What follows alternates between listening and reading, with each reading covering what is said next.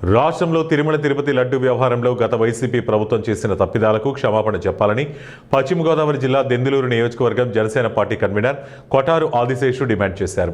ఏలూరు నగరంలో జనసేన పార్టీ కార్యాలయంలో ఆయన మీడియా సమావేశంలో మాట్లాడారు. ఈ సందర్భంగా ఆదిశేషు మాట్లాడుతూ జనసేన అధినేత పవన్ కళ్యాణ్ తిరుమల తిరుపతి లడ్డు వ్యవహారంలో జరిగిన అవకతవకలపై కట్టుబడి శ్రీ వెంకటేశ్వర స్వామి మెట్లు కడగడం జరిగిందన్నారు. ఎప్పుడు కూడా వైసీపీ ప్రభుత్వం తమ తప్పిదాలకు క్షమాపణ చెబితే ఆ దేవుడు క్షమిస్తాడని, ప్రజలు కూడా గతంలో చేసిన తప్పిదాలకు కట్టుబడి 11 సీట్లు ఇచ్చారని గుర్తు చేశారు.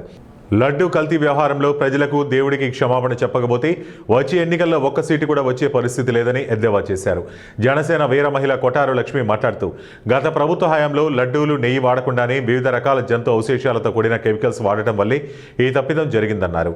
సిబిఐ నివేదికను కొందరు వైసీపీ నాయకులు తప్పుదోవ పట్టిస్తున్నారని ఆక్షేపించారు.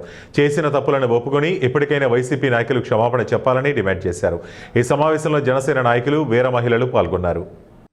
మీడియా మిత్రులందరికీ నమస్కారం అండి. ప్రెస్ మీట్కి స్వాగతం. ఈరోజు ఈ ప్రెస్ మీట్ యొక్క ముఖ్య ఉద్దేశం ఏంటంటే, మన రాష్ట్రంలో చాలా పోర్ట్ఫోలియోస్లో చాలా అవకతవకలు జరిగినాయి. అదేవిధంగా టీటీడీలో కూడా లడ్డు కల్తీ విషయంలో అసలు నెయ్యే లేకుండా లడ్డూలు చేసి కలియుగ దైవమైనటువంటి శ్రీ వెంకటేశ్వర స్వామికి అపచారం చేశారు. ఇది మా నాయకుడు శ్రీ కొనిదెల పవన్ కళ్యాణ్ గారి దృష్టికి వచ్చిన వెంటనే మేము దేవాలయాల్లో సంప్రోక్షణ చేసి శుద్ధి చేసి శ్రీ వెంకటేశ్వర స్వామిని క్షమించమని చెప్పి, గత ప్రభుత్వ తాలూకా తప్పులన్నింటినీ కూడా క్షమించమని చెప్పి మేము వేడుకోవడం జరిగింది. అదేవిధంగా మన భారతదేశం సంస్కృతి సంప్రదాయాలకు నిలువెత్తు, కులమతాలకు అతీతంగా అన్ని కులాలు కలిసి జీవించే విధానం మన సంస్కృతి. ఆ సంస్కృతిని కూడా పాటించలేని వాళ్ళు ముఖ్యమంత్రి ఎలా అయ్యారో అసలు ప్రజలందరం కూడా మనం ఆలోచించాల్సిన విషయం ఇది.